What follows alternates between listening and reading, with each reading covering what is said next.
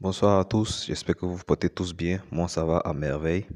Alors, aujourd'hui, nous allons voir deux verbes qui ont la même signification en français, parlant du to do et to make. Voilà, deux verbes qui ont l'habitude de vraiment se rencontrer lorsque nous parlons la langue anglaise. Alors, en français, c'est aussi une signification qui veut dire faire. Voilà, faire quelque chose ou produire quelque chose dans le but de terminer ce que nous avons commencé. Alors, nous allons voir la différence entre les deux verbes to do et to make. Mais bien avant qu'on commence, assurez-vous de vous abonner à la chaîne, d'activer la cloche pour ne manquer aucune des prochaines vidéos. Alors, commençons d'abord par le verbe to do. Alors, le verbe to do, nous allons prendre le cas euh, dans le but des travaux, par exemple les petits jobs, les travaux et voilà, les tâches. Alors, faire quelque chose, ici, on va dire do something. Voilà, par exemple, faire un travail ou faire une tâche. Voilà, c'est do the work or do a good job ou bien do the task. Voilà. Ici, dans le cadre des tâches, des petits travaux et des petits jobs, comme nous disons en français le plus souvent, on va utiliser le verbe to do et non le verbe to make. Si vous utilisez ici le verbe to make, ça ne va pas donner un sens à ce que vous allez vouloir signifier, ce que vous allez vouloir dire. Alors, ici, c'est le verbe to do et non le verbe to make. Ensuite, nous avons les activités non spécifiques, c'est-à-dire les activités non mentionnées. Alors, ici, si je dis par exemple, faites quelque chose, faites telle chose, là je précise, faites telle chose, il y a une précision, mais faites quelque chose, il n'y a rien de précis. Alors, ici, on va pas dire make something, mais plutôt do something. OK? To do something, to do anything, to do everything. OK? Et non to make everything, to make anything, ou bien to make something, ou bien to make nothing, plutôt to do nothing. Right? Exactement. Ensuite, passons dans le cas de, lorsqu'on remplace, voilà, dans le cas de remplacement des verbes. Les verbes, on peut remplacer par exemple le verbe lorsqu'on est en train de faire quelque chose. Par exemple, je suis en train de faire mes cheveux, je suis en train de faire le repassage, je suis en train de faire un examen. Bon, passer un examen, voilà.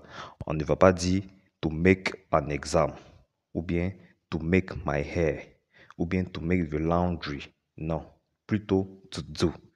Ici, le verbe to do est employé. Voilà, c'est ici, on va dire to do et non to make. OK? For example, to do your hair, to do the laundry, to do an exam. Vous voyez? C'est comme ça. Alors, c'est ainsi qu'il faut savoir analyser les choses avant de pouvoir les utiliser dans les écrits ou dans les oraux lorsque vous parlez entre amis, vous échangez avec des personnes, des experts dans le domaine. Alors, on va prendre maintenant dans le... Je pense bien que c'est fini, hein? Mais bon, ouais. Alors, passons maintenant au verbe to make. Voilà. To make ici, on va prendre le cas de, par exemple, faire du bruit. Faire du bruit, faire quelque chose de fort. Faire du bruit ici, on va dire make a noise. OK? Make a noise.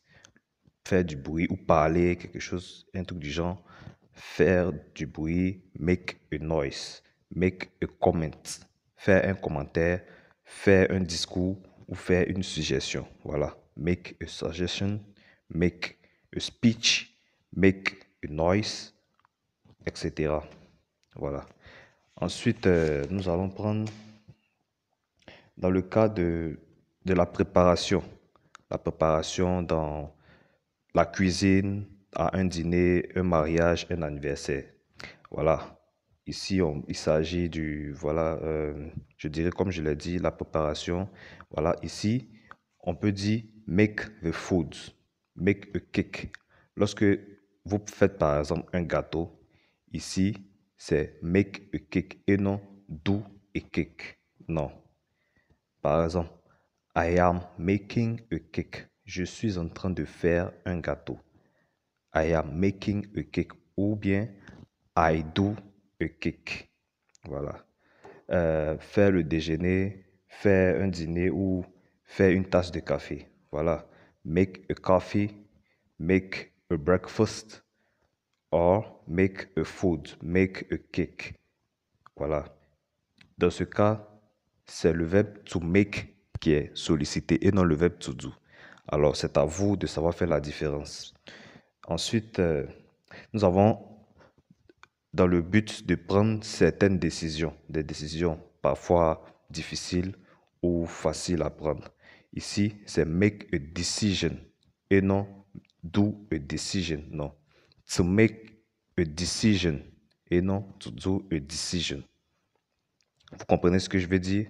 Voilà, par exemple, faire un arrangement, prendre une décision ou faire un choix, ou bien faire un plan, tracer un plan, comme vous pouvez le comprendre. Voilà, make a plan, make a decision, make an arrangement, ou bien make a choice, faire un choix, prendre une décision, faire un arrangement. Ici, c'est le verbe to make qui est sollicité et non le verbe to do. Vous comprenez ce que je veux dire? Ensuite, nous avons dans le but d'avoir une réaction. Lorsque vous échangez avec des personnes ou que même quand les gens vous provoquent, quelqu'un vous attend de vous provoquer, dans le but de vous faire réagir, ici c'est le verbe to make et non le verbe to do. Par exemple, si je dis quelque chose, je fais un truc dans le but que vous soyez heureux. Si je veux vous rendre heureux, je vais dire I want to make you happy. Je veux vous rendre heureuse. I want to make you happy. Or I would like to make you happy. Et non to do you happy. Ça n'a pas de sens. C'est pitoyable. Alors, à vous de savoir faire la différence. Par exemple, make me a smile. Fais-moi un sourire. Vous n'allez pas dire do me a smile, mais plutôt make me a smile. Parce que vous voulez, je veux vous faire réagir. Alors, quand je vous dis de me faire un sourire, when I am asking you to make me a smile, vous comprenez? Et non, when I am asking you to do me a smile. Ça n'a pas de sens, c'est bizarre. Alors, si vous avez l'habitude d'utiliser ce genre d'expression, commencez à bannir cela de votre vocabulaire parce que vous passerez pour un ridicule et personne ne va vous comprendre. Personne ne va vouloir échanger avec vous.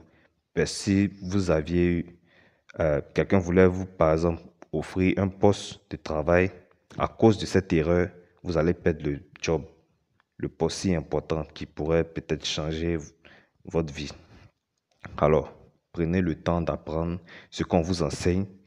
Prenez aussi le temps d'appliquer. C'est ainsi que vous allez savoir quelle erreur à ne plus jamais commettre.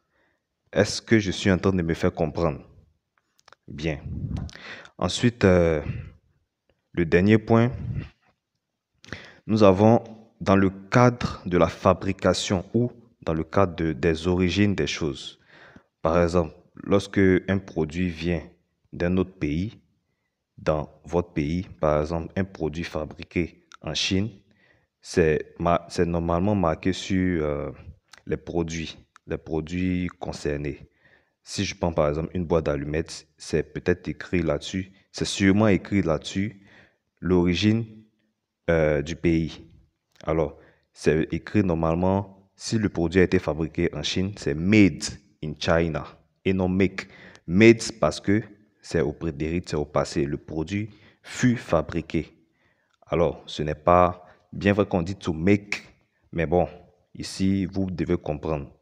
Voilà pourquoi je vous invite aussi, par la même occasion, d'aller bosser vos prétérites, car cela va beaucoup vous aider. Voilà, il ne s'agit pas seulement du temps présent, il s'agit aussi du temps passé, futur, prétérite, etc., tout ce que vous voulez. Alors, lorsqu'on connaît la provenance du pays, c'est made in China, made in France, made in Libreville. Ça peut être aussi la ville d'un pays. made in Kinshasa. Voilà. Par exemple, si le produit aussi a été fabriqué par une personne, comme vous ou moi, ou peut-être une connaissance à vous, c'est made by me, made by her. OK? Fabriqué par moi, fabriqué par elle, ou fabriqué par lui, made by him. Ensuite, si c'est fait de quelque chose, par exemple de l'or ou de bois, made of gold, made of wood, et non done ou bien did, ça n'a pas de sens, voilà. Alors, merci d'avoir suivi la vidéo jusqu'à la fin. J'espère que vous saurez désormais faire la différence entre to make et to do. Alors, on se dit à très vite pour une nouvelle vidéo. Si vous avez aimé, n'hésitez pas à liker, à vous abonner, à partager la vidéo afin que ceux qui ne savent pas encore quel type de différence faut faire puissent naturellement s'en sortir. Car ce n'est pas facile, ça tombe souvent dans les devoirs, les oraux, tout ça. Alors, merci à vous. On se dit à très vite pour une nouvelle vidéo. Ngonder.